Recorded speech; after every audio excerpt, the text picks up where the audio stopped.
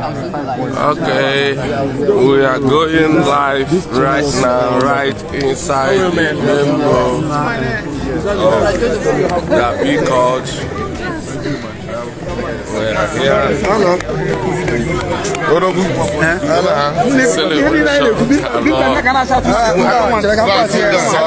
Victory celebration. Yes. You think this is enough? It's okay. It's okay. Congratulations, Onu. Congratulations. Congratulations. Congratulations.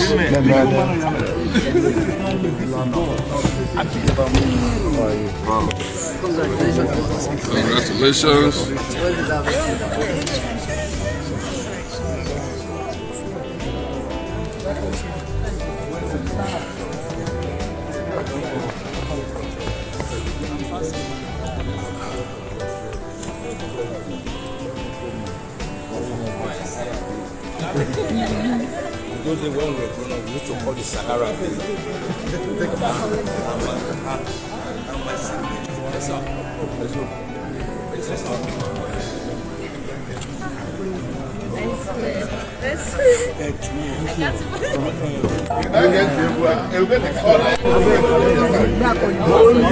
Sorry, please let me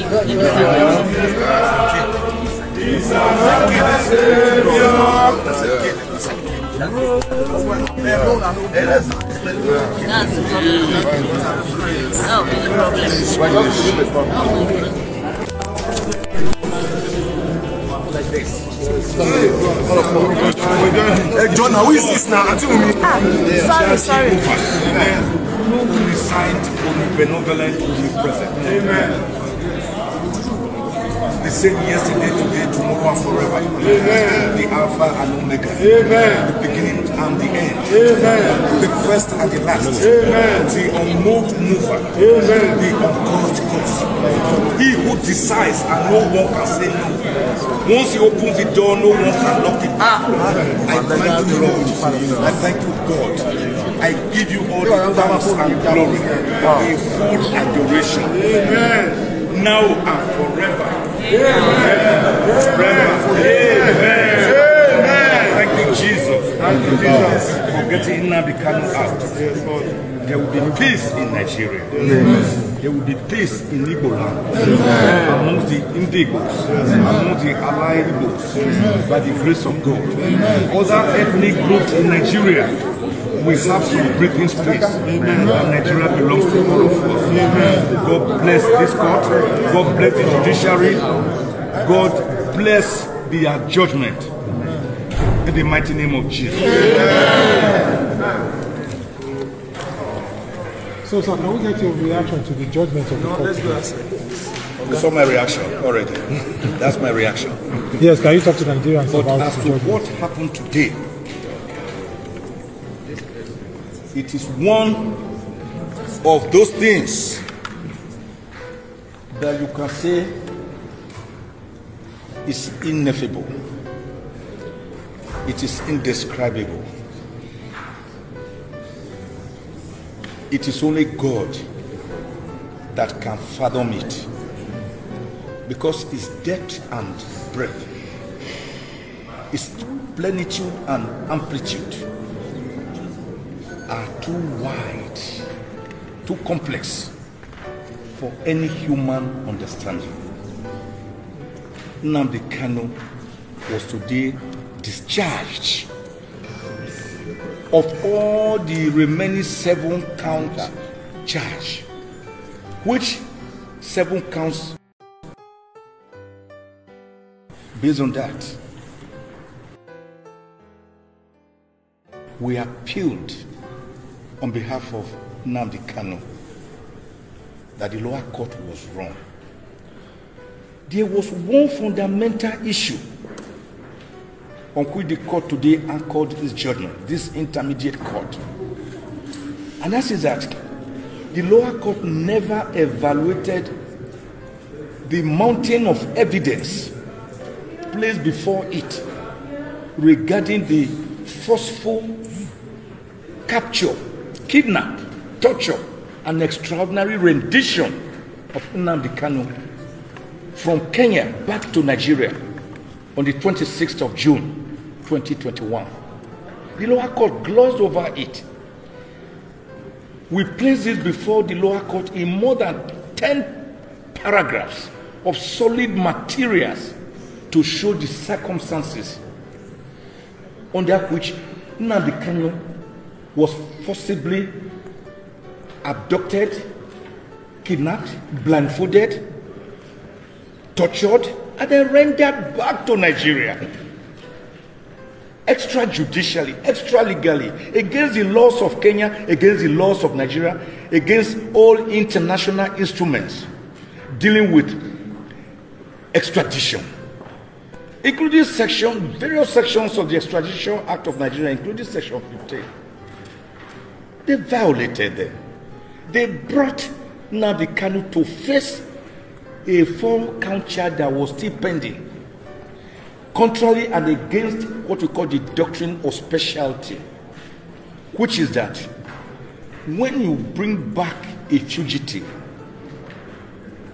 through extradition process, you can only try him for that offense for which you are extraditing that fugitive, not earlier counts. And you cannot continue with an earlier case against that fugitive. Now, Nnamdi Kanu was brought back to face the earlier existing counts, which were again amended first to 7 counts, and then again amended to 15 counts.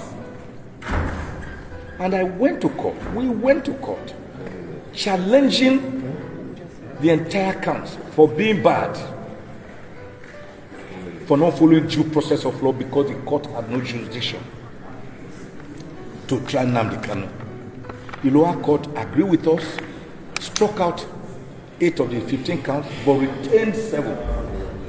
It is those 7 that we appealed against to this Court of Appeal. And today, the Court of Appeal agreed with us, and in very strong words, from Justice Adefope Okoje, who read the lead judgment, to the presiding justice of the Court of Appeal here, Justice Jumai Sankey, who wrote a very lengthy contributory judgment, but agreeing to the Honorable Justice Ebiowe Nikitopi, who wrote a concurring and agreeable judgment. All of them used very strong words to say that the respondent, the federal government itself, brazenly breached the laws it has itself made regarding extradition, that it never followed due process, that it never followed international conventions, that it never even followed the Anti-Terrorism Act itself, and that the respondent merely, in a most cavalier manner, relied on some sections of the Administration of Criminal Justice Act, ACCA, which merely deal with arrest of a suspect. And the court asked the question, if you look at those provisions, they talk about arresting or executing a warrant of arrest against a suspect within the territorial jurisdiction of Nigeria, not outside Nigeria. So to go outside Nigeria, to go and capture, abduct, and kidnap a citizen of Nigeria and forcibly rendition him back to Nigeria, you have breached your own law. You have breached all known international instruments. And that no court of law will take that, because cause exists to do justice, pure and undiluted justice, without fear or favor,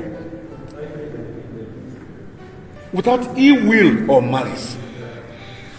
So they were very strong, very vehement in condemning the action of the federal government in disregarding all international laws,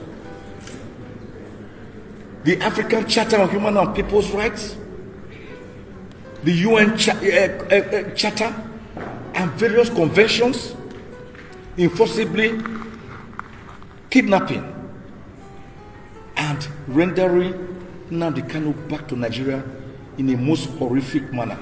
You know what it reminded me of? The court did not say that today because we did not put that before the court. It reminded me of the horrendous kidnap, and not just kidnapped, but also being created of Alhaji Umaru Diko on the 9th of July, 1984. When they even sedated him with some morphines, some sedatives, and he was put to sleep until some airport people at the airport in London said something was fishy. That was what led to the man being released. The only difference, in spite of the international condemnation of that act, which led to Diko being freed and brought back to Nigeria safely, the only difference is that, and I'm now again telling this government, that when a body like the United Nations Human Rights Committee, as it did on the 20th of July this year, made a pronouncement which ordered that Nnamdi Kanu be released immediately and forthwith and be paid compensation for his illegal and brutal and torturous kidnap in Kenya and his forceful rendition, extraordinary rendition back to Nigeria. The United Nations condemned it. If the federal government had lacked in on that line of communication by following the United Nations judgment through its Human Rights Committee, perhaps we wouldn't need today's judgment of the Court of Appeal. But the wrong that was not righted by the federal government through the UNO's human rights working group's judgment or ruling of 20th July 2022 has just been righted by the Court of Appeal, Abuja Division. And the court made it clear that no person, howsoever highly placed, and no authority can subvert the rule of law and act whimsically and capriciously, because Nigeria operates democracy, which gives vent to the rule of law and its concomitant adherences. Today, we saw the potency of the law. And this is why I now want to disagree with Alexander Hamilton, one of the great federalists, the other federalists who were present between May and September 1787, when 50 Americans gathered in Philadelphia, Pennsylvania, to make a new constitution to have a more perfect union, because they were already independent confederates. They wanted a center that can take care of certain things, while the confederates are dissolved into federations that can also take care of their own. Alexander Hamilton, he wrote thereafter in his Federalist paper number 78, saying that the judiciary is the weakest of the three arms of government amongst the executive, the judiciary, and the legislature. Under the tripartite doctrine of separation of powers, which in 1748 had been famously propounded by Baron de Montesquieu, a great French philosopher. And the reason given by Alexander Hamilton is that the judiciary has neither purse to keep money, nor sword to effect his judgment. But today, I want to disagree with Alexander Hamilton by saying, when the judiciary blows its trumpets, the other two arms of government, the legislature and the executive, go into hiding. Because the judiciary is a big masquerade. Is the Kabiesi, is the Oba, is the Emir, is the Eze. The other two arms of government, though equal and independent, I dare say, are like the ballets. Because once the judiciary speaks, no other arm of government speaks. So in view of this, will you be asking for compensation on behalf of your clients? I will first meet my client, break the good news to him, then we discuss the way forward. Because the United Nations had already said, Nnamdi Kanu should be paid compensation for the violation of his human rights, which this court of appeal again found today that his rights were brutally violated. The court of appeal was emphatic about that his rights were violated. The principle of law is ubi jus ibi remedy. Where there is a right, there must be a remedy. The law does not act in vacuum. We say the minimis non curatlets. The law does not pursue trifles. So when I confer with Nnamdi Kanu and he gives the green light, that means when we get to the bridge, when we get there, we will then cross it. But I do not always like to jump the gun because I act with the instructions of my client. But today, let me emphasize this again and again, as I did when I knelt down. Let me thank the judiciary. Let me thank my hard-working team, particularly this young man, Ifeanyi Ejiofor, a very consummate, intellectual, fecund, cerebral. My good friend and classmates here, Bensi Bano, calm, but deadly calm in his intellectual disposition. And all the other members of this team that have worked assiduously with me, day and night, to see today's victory. No house stands without pillars. They have been the supporting pillars. I want to thank you all. More and most importantly, not only do I thank God, because he's a jealous God who does not share his glory with man, I hereby give the entire thanks, glory, and full adoration to Almighty God, the Creator, the Father of heaven